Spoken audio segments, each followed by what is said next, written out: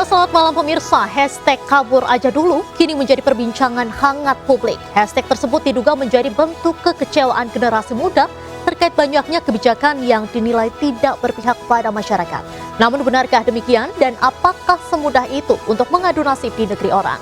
Kita akan membahasnya kali ini bersama saya Diandra Mukni. Inilah The Prime Show selengkapnya.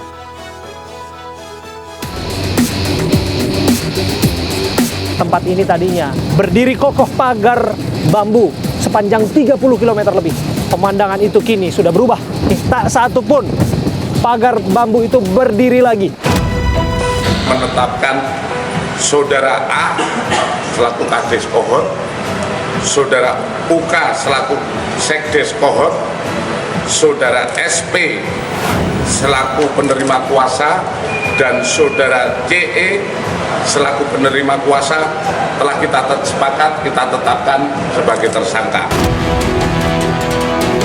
Pak Arsin ini mencatut identitas warga dalam proses ini semua. Betul tidak?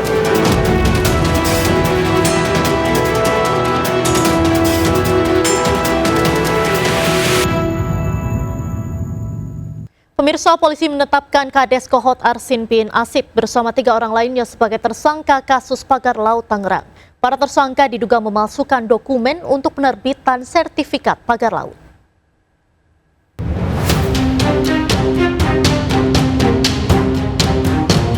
Kepala Desa Kohort Arsin bin Asib ditetapkan sebagai tersangka kasus pemalsuan dokumen sertifikat HGB dan SHM pagar laut Tangerang, Banten. Selain Kades Kohort, polisi juga menetapkan 3 orang lainnya termasuk Sekdes Kohort. Para tersangka juga telah dicekal untuk bepergian ke luar negeri. Di mana kita menetapkan saudara A selaku Kades Kohort, saudara UK selaku Sekdes Kohort, saudara SP selaku penerima kuasa, dan saudara CE selaku penerima kuasa telah kita sepakat kita tetapkan sebagai tersangka. Di mana diduga keempatnya telah bersama-sama membuat dan menggunakan surat palsu berupa gire, surat pernyataan penguasaan fisik bidang tanah sporadik, surat pernyataan tidak sengketa, surat keterangan tanah, surat keterangan pernyataan kesaksian, surat kuasa pengurusan permohonan sertifikat dari warga desa Kohort, dan dokumen lain yang dibuat oleh Kades Sekdes sejak Desember 2023 sampai dengan November 2024. Sebelumnya, Baris Krim Polri telah menyelesaikan penyidikan pada 14 Februari lalu. Dalam kasus ini, polisi telah menyita sejumlah barang bukti yang diduga digunakan untuk pemalsuan surat izin terkait penerbitan sertifikat pagar laut di Tangerang. Pemirsa, Arsin, kepala desa Kohort yang kini menjadi tersangka kasus pagar laut Tangerang secara eksklusif membeberkan asal-muasal harta kekayaannya kepada jurnalis iNews Abraham Silaban. Kades Arsin menampik bahwa harta yang dimilikinya berasal dari sengketa pagar laut. Yang menarik ini Pak gini, biasanya katanya Bapak bawa Rubicon tuh Pak, bawa mobil mewah tuh. Berapa sih mobil Bapak banyak amat? Berapa Pak mobilnya? Mobil saya 3 biji. Apa aja Pak? Yang Rubicon, Civic yang parkir. ya, sama Sherpy. Ini yang nomor cantik ini sengaja itu ya Pak? Namanya Arsin itu kalau nggak salah, disesuaikan itu nomor polisinya Pak? Ya, jadi itu. Sama satu lagi mobil dinas itu Pak? Oh, itu mobil desa itu. Mobil desa punya? Iya, itu bukan, ya ada mobil dinas itu mah, mobil desa. Oke. Kepala desa berapa sih gajinya sampai bisa dapat Wah, Rubicon capek kayak gitu kalau Pak? bicara gaji mah. Enggak, begini Pak, banyak orang bertanya-tanya loh Pak, Bapak harus jawab juga itu Pak. Iya. Apa betul Rubicon ini datangnya karena ada pengurusan sertifikat hak milik di pagar laut gitu Pak? Rubicon itu awalnya bukan mobil Rubicon Pak, saya kredit. Ya. Kredit mobil Brio. Begitu lunas, mobil saya diambil sebagai DP, saya kredit Rubicon. Oke, Bapak memang suka Rubicon? Bukannya suka Rubicon, kalau yang namanya saya ambil mobil Rubicon itu mobil Jeep. Iya. Jadi mobil Jeep itu ke kota masuk, betul. ke kampung masuk. Jadi Daya tahannya ya Pak ya? iya, jadi kalau banyak-banyak duitnya mana juga. Orang itu kan juga kredit. Kan gitu. Ya mau kredit juga kan Rubicon Pak, berapa harganya Pak? Rubiconnya Bapak? Itu mah 800 juta kredit, itu cashnya 800 cashnya ya? Oke, Honda Civic-nya tahun berapa ini Pak? 2018. 2018, tambah lagi CR-V tahun berapa Pak? 2000 berapa itu lah, lupa saya. Oke, waktu udah jabat kades atau sebelum kades tuh CR-V Pak? Oh, udah Udah jadi kades? Udah, ya. Oke, dan termasuk mobil dinas ini ya Pak ya. Nah ini publik bertanya-tanya, ini Bapak ini usaha apa Pak gitu? Jadi sampai bisa punya finansial yang membuat Bapak tuh dianggapnya ini di luar batas kewajaran gitu Pak. Ceritakan kepada kami Pak, ini hasil dari mana itu Pak? Jadi kalau saya itu sebetulnya punya ada kontrakan juga sih dari dulu lah. Ada kontrakan. Ada kontrakan. Di daerah Kohot ini Pak? Di Kohot ada, di Kalibaru ada, dari dulu sebelum saya jadi kepala desa itu udah. Oke. Ada kontrakan ya Pak ya. Kami dengar ada usaha bengkel juga Pak? Anak. Anak yang punya usaha bengkel juga. Oke. Jadi memang Bapak mau mengatakan bahwa ini semua nggak terkait dengan apa yang dituduhkan? Tidak. Jadi itu murni dari hasil jerih keringat Bapak? Tidak. Bukan karena dikasih oleh seseorang kan Pak? Enggak. Karena urusin pagar laut Pak? Waduh, apalagi saya nggak pernah ikut campur, nggak tahu. Emang kagak tahu. Selain menceritakan asal-muasal harta kekayaannya, Kades Arsin juga menolak jika dirinya dikatakan telah mencatut identitas warga untuk penerbitan sertifikat di pagar laut Tangerang. Sebutkan lagi bahwa Pak Arsin ini mencatut Pak, mencatut identitas warga dalam proses ini semua. Betul tidak Pak?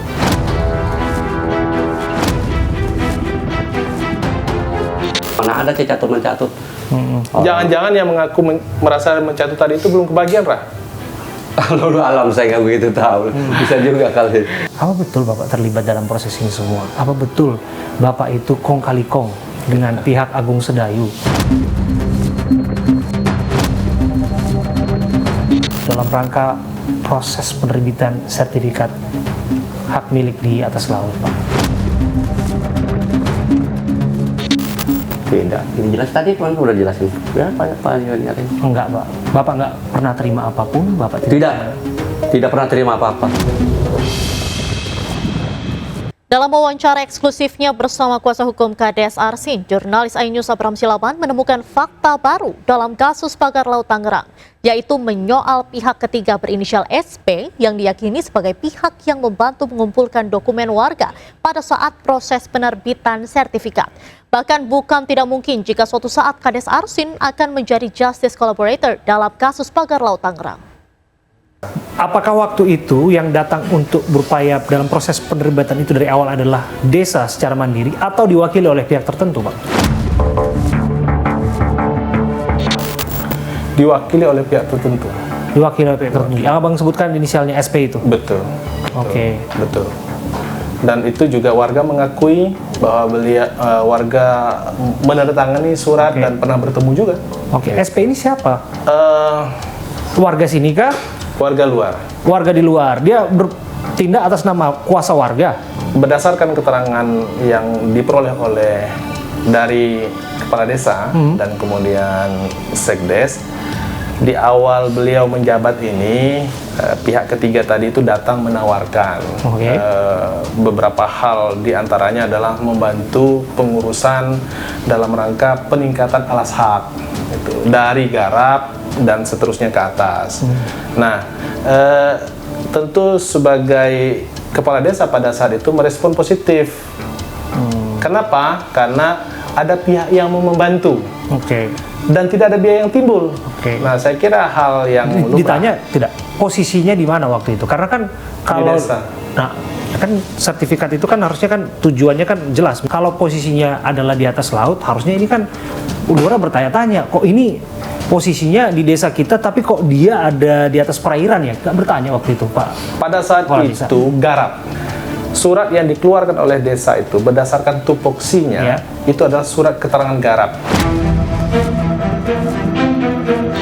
Nah, kalau tanah garap tentu instrumen lain seperti letter C dan girik Iya. ataupun tidak ada. Oke. Nah, Ya. dari surat garap itu kemudian desa memfasilitasi dan dokumen-dokumen yang dibutuhkan itu diserahkan kepada pihak ketiga untuk proses peningkatan alas hak. Apakah kemudian akan melihat peluang untuk justice kolaborator? Saya kira itu masih dikaji ya, karena memang proses penyidikan dan penyelidikan ini masih berproses ya.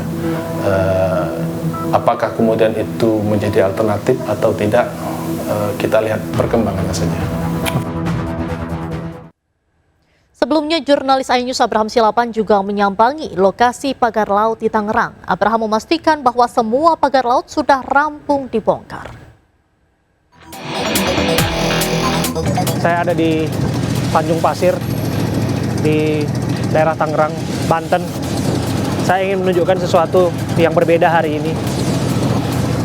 Saya ada persis di perairan yang mana tempat ini tadinya berdiri kokoh atau dihiasi dengan pagar bambu sepanjang 30 km lebih. Saya hadir di sini untuk menunjukkan kepada Anda bahwa pemandangan itu kini sudah berubah. Di belakang saya saat ini tak satu pun pagar bambu itu berdiri lagi. Kita bisa melihat bahwa tidak ada rintangan lagi bagi para nelayan untuk melakukan pencarian ikan, memenuhi kebutuhan mereka sehari-hari. Karena tugas itu sudah dilakukan 3 pekan lebih ya Pak ya? 3 pekan ya Pak ya? 3 pekan lebih oleh petugas. Tapi Anda bisa lihat di belakang saya dengan deburan ombak yang relatif cukup tinggi, kami bisa tunjukkan kepada Anda bahwa pagar-pagar itu sudah tidak berdiri lagi di sini atas nama apapun itu. Anda bisa menjadi saksi nih. Basah kuyup saya. Ya, inilah rintangan yang wow.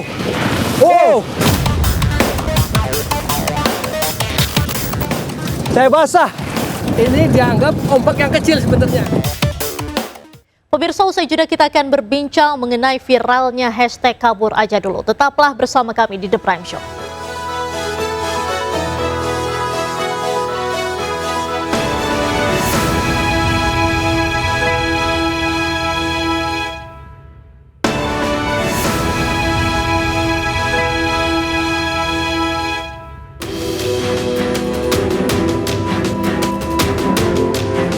Nah, kalau teman-teman berpikir untuk pindah ke luar negeri apa, saya malah meragukan nasionalisme kalian. Sebenarnya yang harus kita ragukan itu bukan rasa nasionalismenya, tapi karena sistem yang membuat kita pengen pergi. Udah, kabur aja dulu ke Jerman. Ya, kabur aja lah, jangan balik lagi.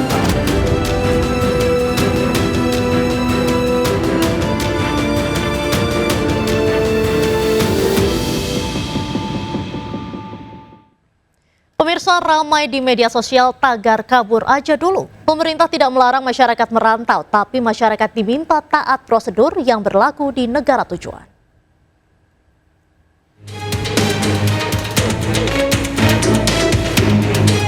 Tren tagar kabur aja dulu ramai di media sosial, dampak dari keluhan sulitnya mencari pekerjaan di tanah air. Sejumlah pejabat kementerian pun buka suara soal tren ini. Wakil Menteri Ketenagakerjaan Immanuel Ebenezer mengeluarkan pernyataan kontroversial. Wamenaker tak mempersoalkan hashtag tersebut.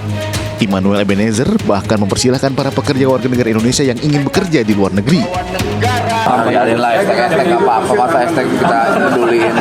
Iya, terakhir dari Kemenlu menyatakan kalau ya nggak masalah, itu hak dari setiap warga. Kabur aja lah, jangan balik lagi. Warga pun turut sumbang suara akan tagar kabur aja dulu. Mereka meminta pemerintah lebih memperhatikan suara rakyat. Saya setuju ya, karena akhir-akhir ini kan kebijakan dari negara agak unik ya. Jadi emang saya setuju lah untuk hidup di luar negeri. Makanya kan sekarang banyak hashtag untuk kerja di luar negeri kan. Saya sih setuju Kak, setuju banget. Ke luar negeri juga? Pengen banget. Pengennya kemana nih? Pengen sih ke Belanda. Dan sebagai Gen Z gitu ya, sebenarnya tertarik kenapa? Karena di Indonesia menurut aku udah kayak kurang sehat aja sih. Ya dengan adanya negara yang makin lama makin kayak begini juga ya, daripada kerja di sini kerjanya juga berat, gajinya juga nggak sesuai. Mendingan kan kita kabur aja dulu gitu ya, untuk tahu di sana gimana ini. Tapi kalau pengen ke luar negeri, pengennya kemana Kak? Aku maunya ke Jepang. Fenomena kabur aja dulu menjadi bentuk kekecewaan anak muda akan keadaan Indonesia saat ini. Meski tidak melarang masyarakat merantau, tapi masyarakat diminta taat prosedur yang berlaku di negara tujuan. Dan untuk membahas soal fenomena kabur aja dulu yang ramai di media sosial, saat ini sudah bergabung bersama kami Wakil Menteri P2MI Republik Indonesia Ibu Christina Aryani, kemudian juga ada WNI di Jerman Mbak Vicky Natasha, lalu juga ada pengamat sosial dari UI Devi Rahmawati dan juga Koordinator Pusat BEM seluruh Indonesia Dames Haryanto. Selamat malam Bapak-bapak, Ibu. Malam, Mbak. Baik, saya akan menuju ke Mbak Vicky terlebih dahulu. Mbak Vicky sebagai seorang warga negara Indonesia yang sudah tinggal begitu di luar negeri, apa yang membuat Mbak Vicky ini pindah ke luar negeri begitu Mbak? Apa yang melatar belakangi? Waktu itu saya berumur 20 tahun ya, pergi ke Jerman dengan beberapa pertimbangan, yaitu pertama saya mau kuliah di Indonesia saat itu. Tapi seperti yang kalian tahu, untuk kuliah itu kita harus membayar sangat mahal ya. Waktu itu saya harus hampir ratusan juta untuk berkuliah. Dan saya memiliki informasi bahwa di Jerman itu kuliah gratis. Lalu saya dengan budget yang saya punya dan keluarga saya punya, saya menginvestasikan uang ini untuk les bahasa Jerman. Dan setelah itu saya daftar di universitas di Jerman dan akhirnya saya bisa diterima dan saya langsung pergi ke Jerman untuk berkuliah gitu. Jadi itulah awal pertimbangannya, karena pendidikan di Indonesia itu sangat mahal, ketika di luar negeri pendidikan itu gratis. Itu yang menjadi pertimbangan awal. Baik, Mbak Vicky, tadi kan juga disampaikan pada video Anda yang beredar di media sosial bahwa ada sistem yang bermasalah di Indonesia. Sistem apa sih Mbak yang dirujuk menurut Mbak Vicky ini yang bermasalah? Menurut saya yang pertama pendidikan. Ya, pendidikan adalah sebenarnya sebuah akses yang harus bisa dinikmati oleh seluruh masyarakat di negaranya. Ya, di sini dari mulai kindergarten, sekolah SD sampai kuliah di sini itu gratis. Dan sedangkan di Indonesia pendidikan yang berkualitas itu adalah suatu hal yang luksus. Artinya kita harus menginvestasikan di situ. Padahal seharusnya pemerintah atau sebuah negara yang menginvestasikan pendidikan kepada manusianya, kepada masyarakatnya, ya, kepada anak-anak kita, kepada penerus bangsa. Sistem pendidikan itu yang salah. Dan yang kedua, setelah orang atau masyarakat Indonesia yang telah berkuliah atau menginvestasikan pada pendidikan, dan ternyata setelah masuk ke lapangan kerja mereka juga tidak mendapatkan apresiasi dalam bentuk tidak ada pekerjaan yang bisa untuk semua, yaitu dengan pembatasan usia misalnya, atau dengan harus berpenampilan menarik misalnya, atau harus sudah punya pengalaman X, Y, Z berapa tahun untuk bisa berkarir ya. Dan seperti itu sebenarnya di Jerman adalah hal-hal ilegal. Itu karena diskriminasi. Dan itu juga karena kita harus memilah-milah juga gitu ya. Nah, Mbak Vicky, menurut Anda tren kabur aja dulu ini hanya bercandaan atau bisa jadi menjadi kenyataan begitu ramai-ramai pindah? Itu sebenarnya kabur aja dulu adalah sebuah curhatan dari hati. Kalau misalnya kita melihat kabur, itu asosiasinya apa? Melarikan diri. Kenapa kita melarikan diri? Itu karena kita merasa tidak nyaman, kita merasa tidak disejahterakan, kita tidak merasa diapresiasi ya di suatu negara, dan akhirnya ya udah, karena kita merasa tidak diapresiasi, tidak bahagia di situ, akhirnya kita keluar ya, akhirnya kita kabur atau melarikan diri. Itu asosiasinya. Jadi sebenarnya itu hanyalah jeritan atau suara hati kita bahwa hey, saya tidak merasa aman di sini, saya ingin pergi, seperti itu menurut saya. Baik, nah saya mau ke Mas Herianto. Mas Herianto, tadi kan sudah kita dengar nih bahwa sektor pendidikan juga jadi salah satu concern. Nah, di Jerman kuliah tuh gratis. Mas kan sebagai seorang ketua BEM, jangan-jangan mendengar kuliah di Jerman gratis nih malah pengen pindah juga? Ya, kalau kita menanggapin isu sekarang yang familiar tagar kabur aja dulu. Ini sebenarnya sebuah tagar penegasan buat pemerintah. Karena dalam aspek kita lihat kebijakan ekonomi belum berpihak ke masyarakat, khususnya ini penegasan anak-anak muda ya. Kemudian aspek pendidikan, kemudian lapangan pekerjaan, dan bagaimana transparansi pajak-pajak masyarakat itu belum secara terbuka oleh pemerintah. Hal inilah muncul tagar bahwa penegasan sebenarnya itu sebagai simbol kekecewaan. Termasuk saya sekarang kabur aja dulu. Asal saya kan Lombok. Sekarang saya ke Jakarta. Artinya ini tagar kabur aja dulu itu adalah sebuah proses bagaimana kita menemui hal-hal baru untuk bagaimana kita impas melatih skill dan sebagainya. Kalau kita belajar berkaca dari sejarah, bagaimana B.J. Habibie dulu mengeluarkan ide dan pemikirannya untuk membangun bangsa, itu tidak diterima oleh bangsanya sendiri. Dan oleh sebab itulah B.J. Habibie kabur ke Jerman. Kaburnya ke Jerman menginovasikan bagaimana pemikirannya. Dan ketika bangsa dan negara membutuhkan dia hadir untuk menginovasikan bagaimana keilmuan-keilmuannya di luar. Begitu juga harapan anak-anak muda kan sekarang, kenapa ngangkat Tanjuk itu? Mungkin belajar dari historis itu. Baik, tapi yakin nih Mas, kalau misalnya kita pindah ke luar negeri itu bisa sesukses itu karena tinggal di luar negeri, bahkan juga harus berjuang sendiri, itu kan juga susah. Ya, kalau kita berkaca dari pengalaman dan faktanya ya, rata-rata orang-orang yang keluar adalah orang-orang sukses. Kenapa hal demikian? Karena sistem di luar itu mungkin mengatur bagaimana jalur-jalur kesuksesan anak-anak muda, terus lapangan pekerjaan dan pendidikannya itu emang disupport. Sedangkan bahasa kita kan ini kan belum stabil. Nah sebenarnya kalau kita bahasakan apakah cinta atau tidak dengan bangsa, kita jauh lebih cinta. Nasionalisme kita jauh lebih kuat. Namun dengan sistem ini yang mengajarkan kita untuk kabur aja dulu keluar. Baik, saya mau ke Bu Christina Aryani. Bu Christina, bagaimana nih Bu melihat fenomena kabur aja dulu yang saat ini sedang ramai di media sosial, Bu? Ya, Mbak, kalau kami sih melihatnya sah-sah aja ya, nggak masalah gitu ya, bermigrasi ke luar negeri, mencari penghidupan lebih baik, mencari pengalaman, peluang, dan lain-lain. Ini kan hak semua WNI. Dari zaman dulu juga 1800 juga warga Jawa itu udah ada yang migrasi ke Suriname, jadi ini bukan sesuatu yang baru. Tapi yang kami ingin sampaikan adalah jangan kemudian kekecewaan, ketidaknyamanan ini kemudian menjadi alasan untuk pergi tanpa kejelasan, tanpa mengecek informasi. Sampai hari ini dengan begitu banyak kasus penipuan kerja ya di Kamboja, judi online, online scamming dan lain-lain.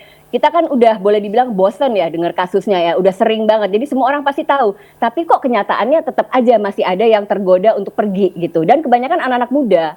Apakah tidak melihat, apakah tidak Google dulu gitu ya, gimana kerja di Kamboja dan lain-lain. Itu satu hal. Saya mau menyoroti soal negara-negara lain. Jadi ada banyak negara tentu dengan karakter yang berbeda. Contoh misalnya di Malaysia, penduduknya kan tidak sebanyak Indonesia. Untuk perkebunan sawit, kebetulan warga lokalnya tidak mau mengerjakan. Sehingga itu menjadi peluang untuk warga Indonesia nih. Banyak dari NTB, dari Sulawesi, dan lain-lain bekerja di perkebunan sawit di Malaysia. Demikian juga dengan Jerman, tadi diangkat Jerman. Jerman ini kan aging population, tingkat kelahiran juga rendah. Nah mereka ini sangat butuh yang namanya perawat, caregiver ya. Pekerjaan-pekerjaan di sektor kesehatan itu terbuka lebar. Dan kami pemerintah juga memfasilitasi melalui program G2G bekerja sama dengan pemerintah Jerman agar lebih banyak juga masyarakat ya yang mungkin lulusan Stikes, Poltekkes dan lain-lain mereka bisa mengakses itu. Dari segi gaji ya memang tidak ada bandingan lah ya, itu fakta karena kan memang di sana pendapatan per kapitanya juga sudah lebih besar. Baik, Bu Christina, mohon maaf kalau misalnya kita lihat juga dari alasan-alasan orang-orang yang memilih untuk kabur aja dulu, ini kan untuk mencari kesempatan pendidikan dan lapangan kerja yang di Indonesia ini dirasa masih kurang. Dari Ibu sendiri, pandangannya seperti apa? Ya, kita pemerintah terus ya, kalau misalnya dari Kemenaker juga mereka punya target memberikan pelatihan 1 juta orang di tahun 2025 ini kan untuk meningkatkan skill, untuk meningkatkan kompetensi. Dengan adanya persaingan pasar global udah nggak cukup memang Mbak untuk pekerjaan yang biasa-biasa saja. Dan kebanyakan kan juga anak muda kita nggak mau lagi mereka bertani, nggak mau lagi jadi nelayan kan. Nah tentu harus perlu keahlian yang lebih karena jumlah kita tadi banyak. Lapangan pekerjaan mungkin terbatas saat ini atau spesifik di sektor-sektor tertentu membutuhkan ekspertis yang berbeda sehingga mungkin dirasakan sulit bagi adik-adik yang baru lulus dan lain-lain. Nggak ada yang salah untuk pergi keluar misalnya untuk menimba ilmu lagi atau bekerja di luar negeri dan ketika kembali pasti ekspertisnya sudah lebih dihargai. Contoh soal saya pernah bicara dengan satu anak ya S3 dia ambil PhD di London untuk teknik pembuatan kapal selam. ya terus terang kalau dia di Indonesia dia akan sulit karena kita belum bikin kapal selam gitu loh. Tapi dia specifically pengen ambil itu. Ya alangkah baiknya biar dia di luar dulu mengambil pengalaman, mungkin mindset juga bisa belajar lebih banyak ya, dan itu bisa membuka akses ke tempat lain atau ke hal-hal lain yang baik tentunya. Baik, bicara soal pengalaman, saya mau ke Mbak Vicky lagi. Mbak Vicky, selama ini pengalamannya di luar negeri seperti apa? Mungkin boleh diceritakan sedikit, dan juga apa nih yang mau disampaikan dan juga concernnya, terutama bisa disampaikan ke Bu Menteri juga, Bu Wakil Menteri kami. Tadi udah dibahas ya, sangat tepat sekali bahwa persoalan di Indonesia dan di Jerman itu sangat berbeda. Di Indonesia banyak banget anak-anak muda yang mencari pekerjaan, tapi lapangan kerjanya sangat sedikit. Sedangkan di Jerman kita terlalu sedikit anak-anak muda yang lagi aktif untuk bekerja, tapi lowongan kerjanya atau pasar kerjanya tuh sangat membludak gitu ya. Jadi bahkan selama saya jadi 10 tahun jadi guru TK di Jerman, kelas kita tuh ada 3. Tapi sejak 3 tahun, satu kelas ini ditutup. Kenapa? Karena nggak ada guru, nggak ada yang kerja gitu. Jadi kelas ini harus ditutup. Itulah kenapa tadi udah di-mention juga bahwa di sini pemerintah Jerman juga selalu open ya, dan juga melakukan kerjasama kolaborasi dengan negara-negara lain supaya anak-anak muda ya untuk menjadi perawat atau guru atau di IT dimanapun di sini bisa bekerja di Jerman. Itu sih pengalaman saya, struggle saya sebagai guru di sini, yaitu saya kekurangan tim. Saya kalau misalnya ada satu guru yang kerja, satu yang sakit, saya harus ngambil kerjaan ini ya, yang tadinya di kelas kita bertiga jadi cuman berdua, dan ini adalah beban gitu untuk kita karena benar-benar kekurangan orang. Baik, silakan ditanggapi Bu Christina. Ya, jadi kalau kita bicara soal pasar tenaga kerja itu kan tentunya supply dan demand ya. Ketika supply-nya banyak, demand-nya sedikit, otomatis oversupply. Nah, jadi sulit nih bagi masyarakat untuk masuk ke pasar tersebut. Tapi kalau demand-nya banyak, supply-nya sedikit, otomatis harga jadi naik kan, pasaran jadi naik, sangat dibutuhkan dan lain-lain. Jadi ini sesuatu yang fine-fine aja ya Mbak, emang itu hukum pasar. Ya mungkin dengan pelatihan-pelatihan yang akan diberikan oleh pemerintah nantinya akan lebih meningkatkan kompetensi daripada masyarakat, daripada adik-adik yang lulus ya, sehingga mereka juga bisa melihat peluang untuk ambil ke jurusan-jurusan lain, ke sektor pekerjaan lain.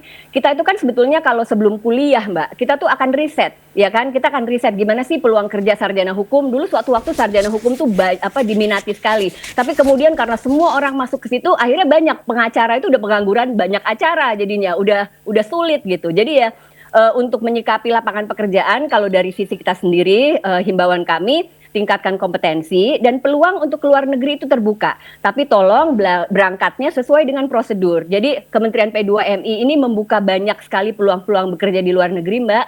Itu bisa diakses lewat Cisco P2MI, baik yang skemanya G2G seperti saya sampaikan tadi dengan Jerman, ada juga dengan Korea, dan atau juga melalui P3MI ya, jadi perusahaan penempatan. Berbagai lapangan pekerjaan ada di situ dengan gajinya juga. Silakan diakses. Tapi kalau pergi melalui kami, melalui sistem, otomatis mendapatkan perlindungan, baik itu perlindungan hukum maupun juga perlindungan sosial. Itu yang lebih kita tekankan. Jangan sampai tujuannya baik, tadi ya mau kabur aja dulu mencari penghidupan lebih baik, tapi jadi membawa permasalahan yang menimbulkan kesulitan bagi diri sendiri dan keluarga, dan tentunya juga pemerintah.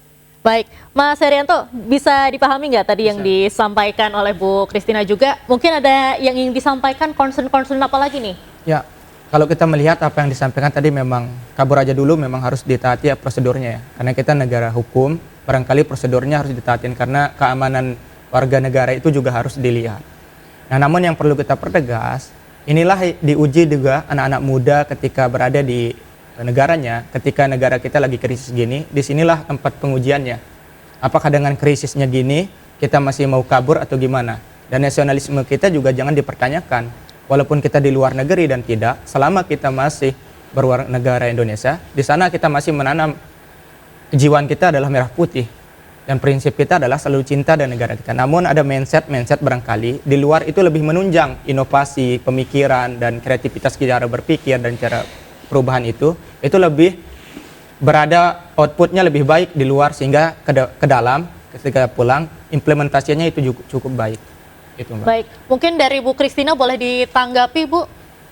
Ya, jadi saya mau ingatkan juga bahwa kita punya 280 juta warga negara Indonesia penduduk ya. Jadi mungkin belum dalam posisi lah kalau pemerintah memberikan semua pendidikan gratis ya. Kita belum bisa secanggih Jerman yang penduduknya cuma 80 juta for example gitu. Tapi kan untuk yang tidak mampu itu ada program Kartu Indonesia Pintar dan lain-lain. Itu semua juga terus berproses. Itu satu hal. Di luar negeri juga ada yang karena orang sudah tidak ingin lagi memiliki anak ya, sampai diberikan uang gitu, diberikan insentif agar orang mau mempunyai anak. Jadi satu sisi teman-teman juga tolong pahami ya posisi pemerintah yang harus memperhatikan seluruh rakyatnya 280 juta ini, bagaimana agar semua bisa mendapat pekerjaan. Tentu itu menjadi tantangan yang tengah diupayakan oleh pemerintahan saat ini. Tapi untuk teman-teman yang mau pergi ke luar negeri, monggo silahkan, tolong sampaikan teman-temannya, lakukan sesuai prosedur sehingga segala sesuatunya bisa berjalan dengan baik. Kembali nanti pada saatnya mau kembali, bisa berwirausaha atau mungkin ekosistem saat itu sudah lebih baik, teman-teman bisa mendayagunakan karyanya lebih banyak lagi di tanah air. Terima kasih. Baik. Boleh, mungkin saya mau ke Mbak Devi. Mbak Devi sebagai pengamat sosial melihat tagar kabur dulu aja ini seperti apa sih Mbak? Ya, pertama memang generasi di peradaban digital ini diuntungkan. Ada banyak kegelisahan, ada banyak gerakan yang kemudian bisa dengan mudah menyebar kemanapun. Dalam konteks ini tentu tadi apa yang disampaikan oleh Ibu Wamen dan Mbak Vicky, itu dua hal yang menurut saya tidak ada yang berbeda. Artinya semua tegak lurus terhadap cintanya negeri ini. Kalau kemudian cinta hari ini bisa diwujudkan dengan berada di luar negeri, lalu kemudian nanti memberikan akses ke dalam, bahkan pendapatan, kita tahu pendapatan dari saudara-saudara kita, sahabat-sahabat kita yang di luar negeri itu sangat besar, dan itu bukan hari ini tapi sudah lama sekali bagaimana kehadiran saudara-saudara kita di luar negeri itu membangun bangsanya juga lewat apapun yang mereka upayakan di luar negeri. Baik, kita tahan dulu Mbak Devi. Kita sebelumnya juga berterima kasih kepada Bu Christina Aryani, Wakil Menteri P2MI sudah bergabung bersama kami. Kami mendapatkan kabar Ibu akan ada kegiatan lain, tapi terima kasih sudah menyempatkan hadir di The Prime Show hari ini Ibu. Sama-sama. Terima kasih. Dan pemirsa, kita akan jeda sejenak, tetaplah bersama kami di The Prime Show.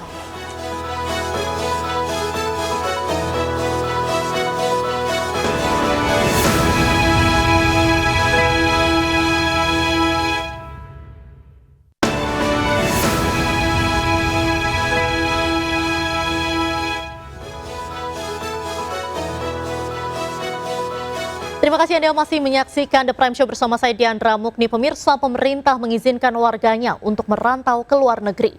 Namun bagi warga yang ingin keluar negeri harus menyiapkan kemampuannya. Sementara itu Menteri ESDM Bahlil mempertanyakan nasionalis WNI yang bekerja di luar negeri. Ya, kalau mau merantau itu bagus. Kalau mau merantau, tapi ingat kalau mau merantau ke luar negeri harus punya skill. Ya, kalau nggak punya skill nanti nggak bisa punya pekerjaan yang baik di luar negeri. Yang kedua, harus taat prosedur supaya apa? Tidak jadi pendatang haram, karena bagi masalah juga. Ya. Kalau orang mau merantau nggak boleh dilarang. Oke. Nah, kalau teman-teman berpikir untuk pindah ke luar negeri, apa? Saya malah meragukan nasionalisme kalian. Pemirsa, kita akan lanjutkan perbincangan mengenai tagar kabur aja dulu ini. Kita akan menuju ke Mbak Devi lagi. Mbak Devi, bagaimana nih menanggapi soal pernyataan dari pemerintah yang menjawab bahwa nasionalismenya nih terganggu kalau misalnya mereka pindah ke luar negeri? Menurut hemat saya, kita perlu bedakan antara kata-kata dan kebijakan. Kata-kata itu bisa jadi hanya mewakili pribadi tapi tidak bangsa. Yang perlu kita hargai sekarang dari pemerintah, meniru apa yang dilakukan oleh India. Bagaimana negara saat ini menaikkan status kementerian yang tadi ada Bu Wamen, itu levelnya menjadi kementerian. India 2004 sampai membuat kementerian khusus untuk menangani diasporanya yang memang luar biasa, kepahlawanannya dengan pendapatan sepertiga pendapatan negaranya dari teman-teman India yang ada di luar negeri, baik yang sudah ganti warga negara ataupun yang memang bekerja dengan visa di Amerika dan sebagainya. Menarik kalau kita membandingkan diri kita dengan negara-negara yang juga warga negaranya banyak. Cina dan India itu dua negara yang menarik menurut hemat saya. Warga negaranya sangat banyak, bukan hanya di negaranya sendiri tapi juga di luar negeri.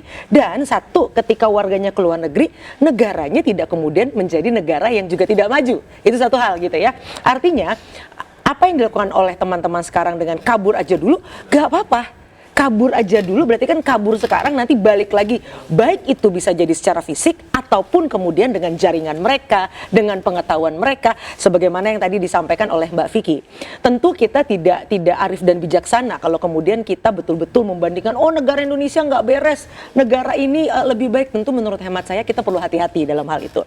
Ada hal-hal yang memang perlu diperbaiki di negara ini dan ini semua sedang berproses. Tapi kemudian kita juga perlu sadar tidak mudah. Artinya satu hal yang sama, Anda mau bekerja di dalam negeri ataupun di luar negeri, ada satu penelitian yang memprediksi 2030 walaupun penduduk di dunia ini sudah 8 miliar lebih, ada sekitar hampir seperti populasi Jerman itu talentanya tidak ada, manusianya ada, talentanya tidak ada. Artinya apa? Pekerjaannya begitu banyak, tapi orangnya tidak mampu memenuhi kriteria. Dan itu PR-nya, kalau dikumpulin orang-orang itu kebutuhannya sampai seperti satu negara, Jerman sendiri 85 juta prediksinya 2030. Dan ini kalau saya sendiri sudah melakukan penelitian 3 tahun, sudah dimasukkan ke jurnalnya Undip. Memang betul, hari ini bukan persoalan Anda bekerja di dalam atau di luar negeri, tapi apakah kompetensi itu sesuai atau tidak. Ini yang perlu justru menjadi PR kita bersama, kita gotong royong untuk sama-sama memastikan desain negara ini kemudian diturunkan dalam desain pendidikannya apa, sehingga adik-adik kita semua ini ketika menempuh pendidikan tidak ada yang mubazir.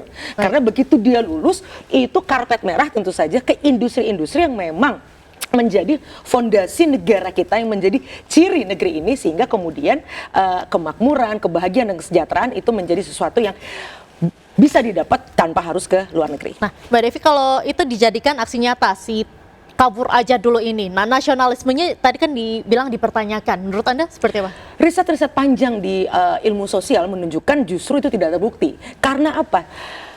Nasionalisme akan terus terbakar, mengingat ketika kita berada di tempat yang asing, ini studi akademik ya, justru orang akan mencari akarnya, karena itu yang membuat dia menjadi tahu siapa dirinya.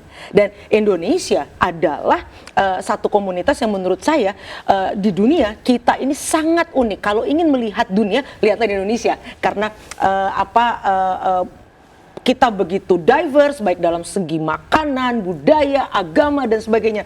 Kita ketika berada di luar negeri justru kita menjadi subjek yang sangat indah gitu ya. Kalau orang ingin melihat bagaimana peradaban dunia, ya silahkan datang ke negeri ini. Dan teman-teman yang ada di luar negeri itu pasti tanpa harus diminta, tanpa harus diorkestrasi, akan dengan senang hati menjadi duta besar Indonesia untuk menyuarakan bahwa ada loh negeri hebat seperti Indonesia. Baik, Mbak Vicky, saya mau tanya bagaimana nih Anda melihat respon pemerintah mengenai tagar kabur aja dulu? Ya, responnya sangat baik ya,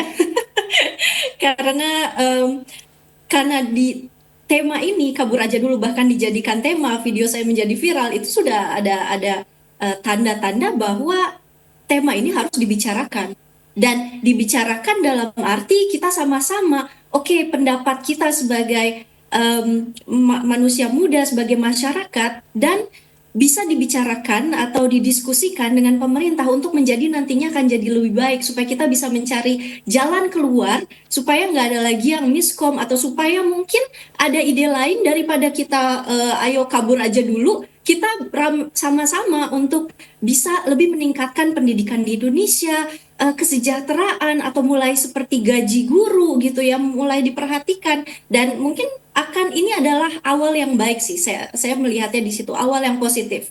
Dari Vicky berkesempatan, saya bisa berkesempatan di sini berbicara langsung ya dengan kalian semua atau dengan pemerintah, itu sudah luar biasa, suatu bisa menjadi perubahan awal sih menurut saya. Apabila dipertanyakan nih Mbak Vicky soal nasionalisme, Anda tersinggung atau tidak? Waktu saya mendengar videonya, ya pasti gitu ya. Apalagi saya tahun kemarin, saya membuat PT di Indonesia, PT Pro Keluarga Indonesia, di mana saya memberikan ilmu konsultasi tentang parenting, dan saya juga membagikan ide saya, ilmu saya yang saya dapatkan di sini sebagai guru, gitu, melalui konten. Dan saya merasa, hey, saya juga walaupun di Jerman, fisik saya di Jerman, tapi saya melakukan sesuatu di Indonesia. Saya membayar pajak di Indonesia melalui PT yang saya buat gitu ya. Saya juga memberikan kesempatan untuk para manusia muda gitu ya, masyarakat untuk bisa bekerja di PT saya, bekerja sama dengan saya untuk mengurus sosial media saya memberikan gaji kepada mereka, itu juga kan suatu lapangan pekerjaan yang saya buka karena saya di Jerman, saya sukses dan saya mampu untuk berinvestasi di Indonesia. Dan itu apalagi kalau bukan rasa cinta saya kepada tanah air gitu ya. Jadi kalau misalnya ada yang bilang bahwa kita di luar negeri atau saya tidak cinta dengan Indonesia karena saya tidak di Indonesia, itu saya tidak terima. Karena nasionalisme itu bukan tentang kita ada di mana, tapi apa yang kita lakukan untuk negara kita sendiri, seperti itu. Baik, Mas Herianto, bagaimana nih Anda menanggapi soal pola komunikasi menteri-menteri pemerintah yang merespon soal tagar kabur aja dulu nih? Ya, kalau kita melihat kemarin pernyataan sikap dari Bahlil itu sangat menyakitkan bagi kami anak muda ya. Harusnya pemerintah sebagai yang diperintahkan oleh masyarakat ya, seharusnya menjawab dengan hal-hal yang bijak, tidak malah menyakitkan. Ini kan hadirnya tagar kabur aja dulu ini sebuah keresahan, sebenarnya peringat buat pemerintah. Pemerintah dibilang, perhatikan kami anak-anak muda, apa yang menyuatkan kami. Karena dia melihat sistem sekarang kan sistem era digitalisasi semua. Barangkali dia menyampaikan kepada tokoh-tokoh ataupun kebijakan-kebijakan daerah tidak didengarkan. Maka era teknologi inilah disampaikan. Coba tidak ada viralnya maka pemerintah tidak akan menangkapin. Namun dengan adanya viral, pemerintah malah melihat ini, tapi responnya apa? Responnya malah menyakitin hati kami. Dan ini mungkin barangkali penegasan buat pemerintah ya. Ketika ada isu-isu yang diresahkan, ini seolah-olah nasionalisme kita dilihat oleh Bahlil hanya di lokasi satu tempat. Bahkan nasionalisme kita ini adalah dalam jiwa kita, kecintaan kita terhadap negeri. Orang yang di luar kadang cinta, berinovasi, berinvestasi untuk negaranya, itu adalah orang nasionalisme.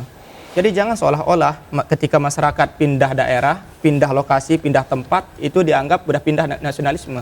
Baik. Itu penegasan kita. Kami sangat kecewa dengan narasi yang seperti itu. Baik, Mbak Vicky, saya lihat senyum-senyum sambil angkat jempol nih Mbak. Itu luar biasa, statement yang saya 100% berada di belakang Masnya ya. Saya setuju sekali apa yang semangat banget.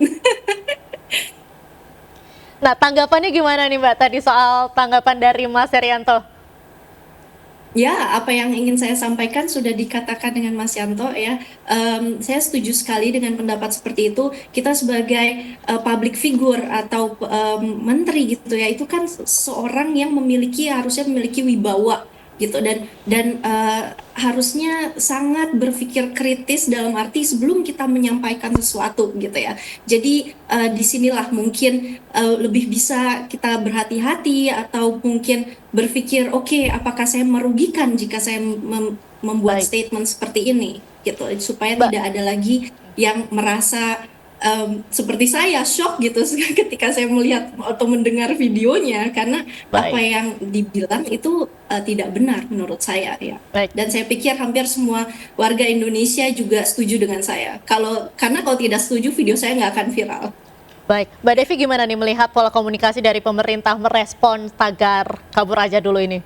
Ya, memang ketika kita semua mendadak digital 2020, banyak orang yang siapapun, tidak peduli apakah latar belakang pendidikannya tinggi, tidak, atau ekonominya, semua memang perlu belajar bahwa ada dunia lain sekarang yang memang akan dengan sangat cepat, hitungannya dalam waktu kurang dari detik, bahkan nanosecond, itu akan bisa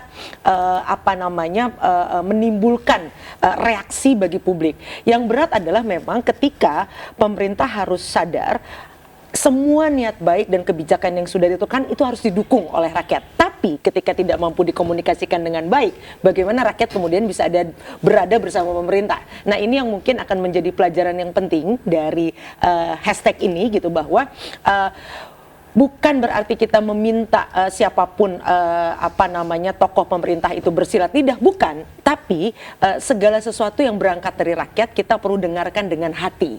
Artinya ketika kita mendengarkan dari hati, kita sadar bahwa apapun yang mungkin terkesan negatif atau emosional itu sebenarnya adalah ibaratnya anak yang sedang mengadu pada orang tuanya. Sudah seyogyanya sebagai orang tua peluklah anak kita duduk bersama, gandeng anak kita untuk kemudian menuju mencapai harapan bersama, kan begitu. Baik, terima kasih banyak Mbak Devi Rahmawati, kemudian juga ada Mbak Vicky Natasha dari Jerman sudah bergabung bersama The Prime Show hari ini, dan juga Mas Herianto, terima kasih. Pemirsa, The Prime Show masih akan kembali usai jeda, tetaplah bersama kami.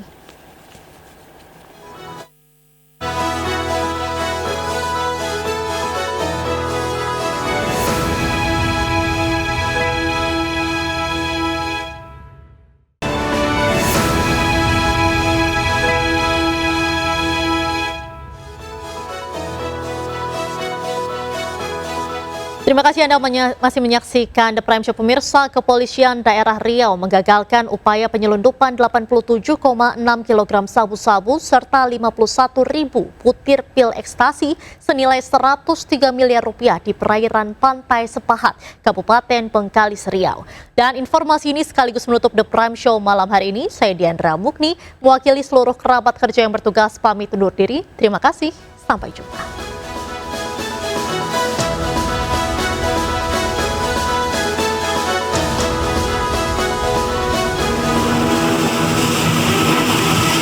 Inilah aksi kejar-kejaran yang melibatkan tim gabungan di Tres Narkoba Polda Riau dan tim Sat Narkoba Polres Bengkalis bersama Bea Cukai dengan kapal speedboat membawa narkoba di perairan Pantai Sepahat, Kabupaten Bengkalis.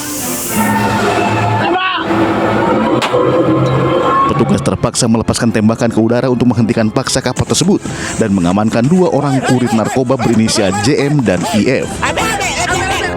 Saat dilakukan penggeledahan, petugas gabungan mengamankan 87,68 kg sabu beserta 51.882 butir pil ekstasi yang disimpan di dalam karung. Barang haram senilai 103 miliar rupiah tersebut berasal dari Malaysia dan dibawa ke Riau melalui perairan Pantai Sepahat, Kabupaten Bengkalis. Kedua kurir yang ditangkap tersebut mengaku mereka disuruh mengantar narkoba oleh seorang napi dari Lapas Dumai, di mana kedua kurir JM mendapat upah sebesar 100 juta rupiah dan IF mendapat bagian sebesar 25 juta rupiah untuk sekali pengantaran barang. Menurut Kapolda Riau Irjen Pol Muhammad Iqbal, pengungkapan narkoba skala besar ini dilakukan dengan teknik kolaborasi dan sinergi polisi dengan Bea dan Cukai. Selain mengamankan 2 pelaku dan barang bukti narkoba, polisi juga mengamankan sebuah kapal speedboat yang digunakan pelaku untuk membawa narkoba.